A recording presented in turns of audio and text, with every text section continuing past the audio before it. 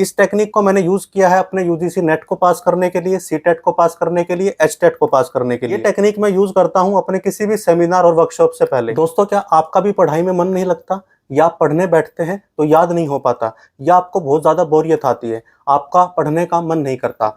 आज मैं अपने एक्सपीरियंस से और अपनी ट्रेनिंग से, जो मैंने मेमोरी ट्रेनिंग की है, सबकॉन्शियस माइंड की, एनएलपी की ट्रेनिंग की है, उसके निचोड़ से आपको 3 ऐसी टेक्निक बताऊंगा। और तीसरे वाली इतनी मजेदार है कि आपको यकीन नहीं होगा कि इसके जरिए भी हम अपनी मेमोरी और अपने पढ़ने की आदत को इंप्रूव कर सकते हैं। ना सिर्फ इतना, बल्कि पढ़ा हुआ लंबे टाइम तक याद रख सकते हैं। वीडियो पूरा देखिए बिना स्किप किए। तो चलिए शुरू करते हैं अपनी पहली टेक्निक से। सबसे पहली टेक्निक, इस टेक्निक को मैंने यूज किया है अपने यूजीसी नेट को पास करने के लिए, सीटेट को पास करने के लिए, एचटेट को पास करने के लिए। ये टेक्निक क्या है कि जब भी आप पढ़ाई करने बैठे, अपने आप को फर्स्ट पर्सन की तरह रखिए और तब पढ़ाई कीजिए। एग्जाम्पल देता हूं आपको। मान लेते हैं आप कोई हिस्ट्री की कुछ चीजें पढ़ रहे हैं, तो आप इमेजिन कीजिए कि वो कैरेक्टर जिसके बारे में आप पढ़ने वाले, एग्जाम्पल आप शाहजहां के बारे में पढ़ने वाले हैं, वो कैरेक्टर आप खुद है। अपने माइंड में उस रोल को प्ले कीजिए, जो जो काम उसने किए थे, जो जो वो कर रहा था, अपने इमेजिन कीजिए अपने दिमाग में कि वो सब काम आप कर रहे हैं। इससे क्या होगा? एसोसिएशन आएगा। जब आप फर्स्ट पर्सन की तरह पढ़ते हैं तो आप एसोसिएट हो जाते हैं उस चीज के साथ, और जहां पर भी एसोसिएशन आ जाता है, जहां पर भी कनेक्शन आ जाता है, वो चीज आपको याद हो जाती है। इसे दूसरे एग्जांपल से समझाता हूं। मान लेते हैं कि आप हिंदी में तुलसीदास जी के दोहे पढ़ते हैं और आप उन्हें याद रखना चाहते हैं, उसका भावार्थ याद रखना चाहते हैं, या आप न्यायपालिका पढ़ते हैं और उसकी फंक्शनिंग याद रखना चाहते हैं। तो खुद को इमेजिन कर लीजिए कि मैं ही तुलसीदास हूं। इमेजिनेशन में सोचिए कि मैं उस सब चीजों को मैं खुद बोल रहा था। उसको इमेजिन करना शुरू कर दीजिए। और अगर मैं न्यायपालिका में एग्जांपल दूं, तो आप इमेजिन कर लीजिए कि आप न्यायपालिका के सर्वोच्च है, बिल्कुल जुडिशरी सिस्टम का सबसे बड़ा अधिकारी आप ही है इस टाइम पर। और वो सारी शक्ति आपको याद करनी थी, आप उन्हें परफॉर्म करना शुरू कर दीजिए अपने दिमाग में। शुरू में आपको ये थोड़ा सा टाइम कंज्यूमिंग लगेगा, लेकिन जैसे जैसे आप इसको हैबिचुअल बना लोगे, मैंने 15 दिन का टाइम आपसे लिया है, आपको इतना मजा आएगा इस तरीके से पढ़ने में। आपका उस टाइम पर आप बोरियत महसूस नहीं करेंगे, और दूसरी बात, आपको वो चीज याद होगी और लंबे टाइम तक आप उसे अपनी रिटेंशन के अंदर रख सकते हैं, अपनी मेमोरी में रख सकते हैं। बहुत बढ़िया मेथड है, आप इसको आजमा कर देखिए।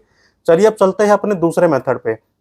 जब भी आप कोई चीज पढ़ाई कर ले, आपने पढ़ाई कर ली, इस मेथड से आपने पढ़ाई कर ली, अब जब आप आराम से रिलैक्स कर रहे हैं, आप लेटने गए हैं, थोड़ी देर का ब्रेक लीजिए, और अब उस सारी चीज को किसी को पढ़ाना शुरू कर दीजिए अपने दिमाग के अंदर।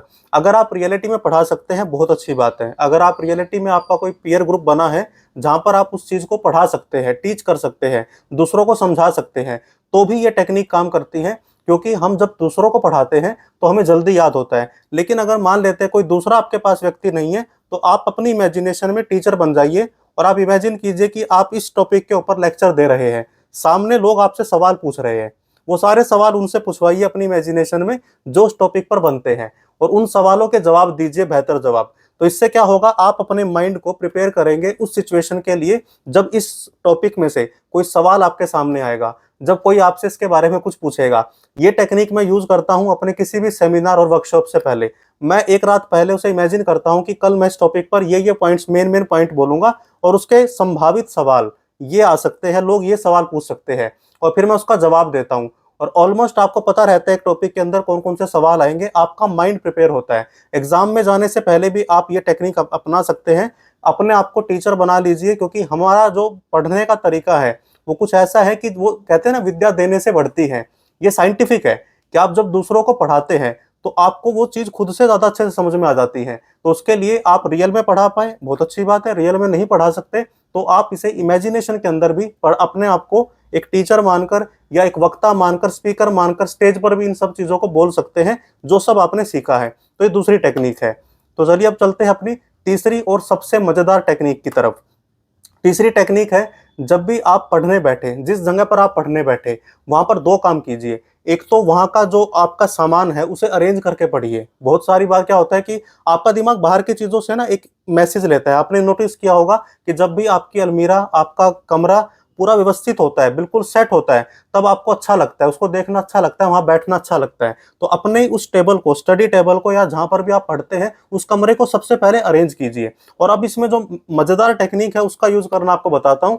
वहां पर कोई भी खुशबूदार आप ऑयल जला सकते हैं, मतलब आप जो कम्फूर बर्नर होता है उसके जरिए, या बहुत सारे ऐसे डिफ्यूजर आते हैं जिनके जरिए आप हल्का सा कुछ ऐसा जिसकी मीठी मीठी आपको खुशबू आती रहे, कोई भी आपको जो पसंद है, जिस भी फ्रेग्रेंस को आपको लगता है कि मुझे अच्छी लगती है, हल्की हल्की उस कमरे के अंदर थोड़ी थोड़ी खुशबू आनी चाहिए।